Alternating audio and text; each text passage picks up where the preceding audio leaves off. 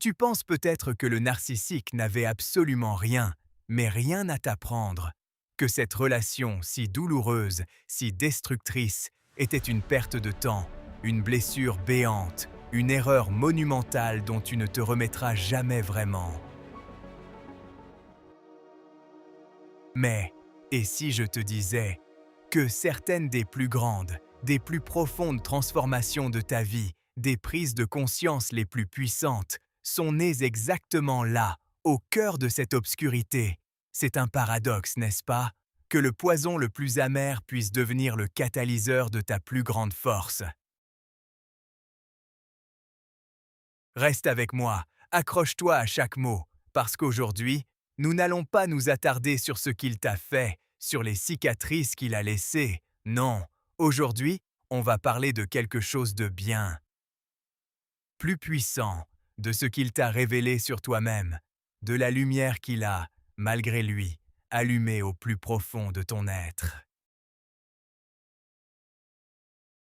Pendant longtemps, et c'est tout à fait normal, tu t'es posé les questions que tant d'autres se posent après une telle épreuve. Des questions qui résonnent comme des plaintes douloureuses. Pourquoi moi? Pourquoi est-ce que cela m'est arrivé? Pourquoi ai-je rencontré cette personne si toxique? Pourquoi ai-je dû traverser une telle souffrance? C'est le cri du cœur, le besoin de comprendre l'incompréhensible. Mais la vraie question, celle qui détient les clés de ta libération, est différente, bien plus profonde. Elle ne pointe pas du doigt l'autre. Elle ne dit pas « Pourquoi lui a agi ainsi ?» Non, la vraie question, celle qui t'ouvre les portes de ta propre puissance, est « Pourquoi moi j'ai accepté? Pourquoi ai-je permis cela ?» C'est une distinction cruciale et un tournant. Le narcissique, en réalité, ne crée pas ton manque de limites. Il ne l'invente pas. Il ne fait que le révéler, le mettre en pleine lumière, de la manière la plus brutale qui soit. Il ne forge pas ta peur d'être abandonné. Il l'exploite, la met à nu, la pousse dans ses retranchements les plus douloureux. Il ne crée pas ton besoin viscéral d'amour, d'être vu, d'être désiré. Il te montre de façon implacable jusqu'où tu es prêt à souffrir, à te nier, pour ne pas te retrouver seul, pour combler ce vide que tu portais déjà en toi. Et ça, c'est une vérité incroyablement difficile à accepter. C'est le coup de poing qui secoue, mais aussi celui qui réveille, parce qu'elle veut dire, sans équivoque, que la véritable guérison, la reconstruction durable, ne viendra pas de l'extérieur. Elle commence, inévitablement, impérativement, à l'intérieur de toi-même. Avant cette relation, sois honnête avec toi-même.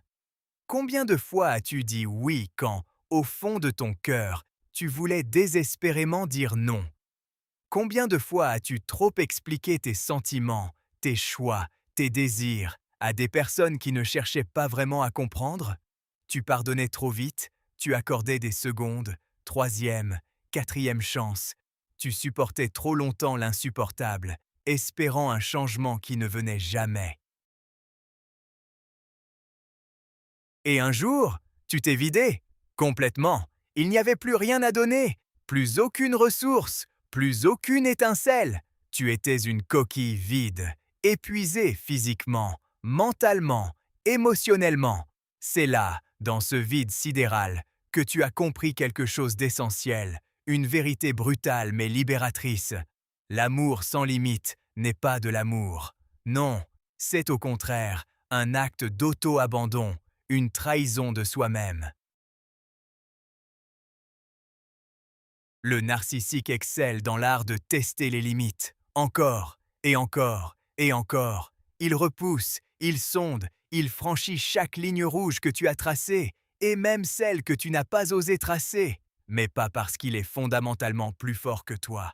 Non, il le fait parce qu'il sait, intuitivement, que beaucoup de gens ont peur d'en mettre, peur de blesser, peur de déplaire, peur d'être rejeté. Il sent cette faiblesse et l'exploite sans pitié. Et quand tu es sorti de cette relation, quand tu as finalement trouvé la force de t'arracher à cette emprise, tu as appris une compétence d'une valeur inestimable, une compétence que personne ne t'avait enseignée à l'école ou dans ta famille, celle de dire non fermement, clairement, sans te justifier, sans t'excuser. Et cette compétence, cette capacité à te protéger, à te prioriser, à respecter ton propre espace, crois-moi, elle a le pouvoir de changer toute ta vie, de la transformer de fond en comble. Avant, tu pensais que la manipulation ressemblait à la violence évidente, aux menaces franches, à des actes manifestement malveillants. C'était facile à identifier, mais avec lui, avec cette personne qui a infiltré ta vie, tu as découvert la manipulation dans sa forme la plus insidieuse, la plus pernicieuse, la manipulation silencieuse. Les phrases qui retournent entièrement la réalité, te faisant douter de ta propre perception, de ta propre santé mentale, les excuses qui, d'une manière ou d'une autre, devenaient toujours, invariablement, ta faute, les promesses jamais tenues qui te laissaient dans l'attente et la déception. Et aujourd'hui, tu ne te laisses plus prendre. Tu as développé une acuité que la plupart des gens n'auront jamais. Tu détectes ces signes, ces micro-expressions, ces schémas de comportement, en quelques minutes, parfois même en quelques secondes. C'est comme si un interrupteur s'était allumé en toi, un système d'alerte ultra performant.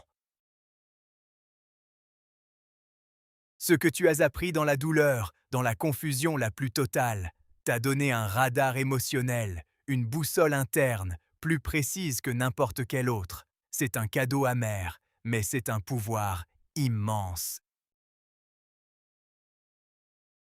La relation avec un narcissique, et c'est là sa cruelle spécificité, pose toujours la même question fondamentale, la même interrogation existentielle, jour après jour. Vas-tu te choisir, te raccrocher à ton essence, à ton intégrité, à ta valeur, ou vas-tu te perdre entièrement, te dissoudre dans les désirs et les attentes de l'autre? Parce qu'avec lui, il n'y a pas de milieu. Il n'y a pas d'équilibre possible, pas de juste milieu, pas de compromis sain. Soit tu deviens plus petit, tu te réduis, et tu étouffes ta lumière pour garder une paix illusoire, pour éviter les tempêtes, pour maintenir un semblant de relation.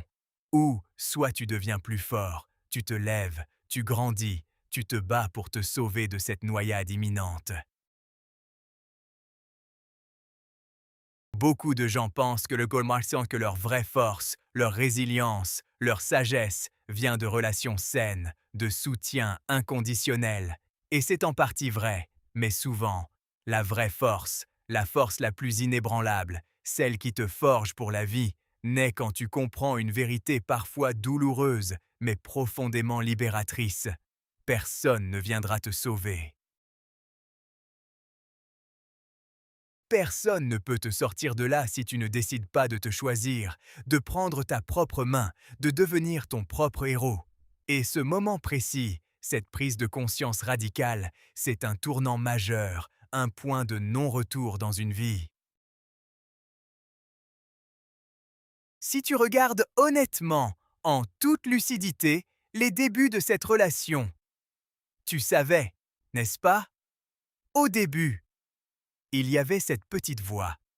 Ce léger malaise, ce frisson inexplicable, cette sensation que quelque chose n'était pas tout à fait normal, malgré le charme, malgré les belles paroles, ce doute subtil, ce pressentiment. Mais tu as ignoré, tu l'as étouffé, parce que tu voulais croire à l'histoire qu'il te racontait, à l'idéal qu'il projetait, parce que tu espérais tellement que ce soit la bonne personne, le bon chemin, parce que tu aimais ou croyais aimer, et l'amour, on le dit, rend aveugle. Aujourd'hui, ce n'est plus le cas. Aujourd'hui, tu écoutes cette voix. Et ça, c'est un pouvoir énorme, une sagesse acquise au prix fort, parce que ton intuition, elle, entend ce que les mots, les sourires, les promesses cachent si habilement. Elle est ton gardien le plus fidèle. Voici la leçon la plus importante de toutes, la vérité ultime, gravée en toi à jamais. L'amour n'est pas censé te rendre anxieux, te tordre l'estomac, te faire vivre dans une angoisse constante. L'amour n'est pas censé te faire douter de ta propre valeur, te faire sentir indigne, insuffisant. L'amour n'est pas censé te fatiguer émotionnellement chaque jour, te vider de ton énergie vitale, te laisser épuiser et briser. Si tu perds ta paix intérieure, cette tranquillité précieuse, cette harmonie essentielle, pour tenter désespérément de garder quelqu'un dans ta vie, sache que ce n'est pas l'amour que tu gardes. Non, c'est la peur de la solitude, la peur du jugement, la peur de ne pas être suffisant. Et comprendre ça, l'intégrer au plus profond de ton être, peut t'éviter des années, des décennies de souffrances futures. C'est un bouclier, une protection inestimable pour le reste de ton chemin. Alors non, bien sûr que non. Tu n'avais pas besoin de vivre ça. Personne ne mérite une telle épreuve, une telle violence émotionnelle. Personne ne mérite d'être brisé de cette manière. Mais maintenant que c'est arrivé, maintenant que tu as survécu, que tu as traversé la tempête, ne laisse pas cette douleur, aussi profonde soit-elle, être juste une blessure stérile. Transforme-la, transcende-la, fais-en ta plus grande sagesse, ta plus grande force, la boussole qui guidera tes pas. Parce que certaines personnes entrent dans ta vie pour t'aimer, pour te faire grandir dans la joie et la bienveillance, et d'autres entrent pour t'apprendre, de la manière la plus dure qui soit, à ne plus jamais t'abandonner toi-même.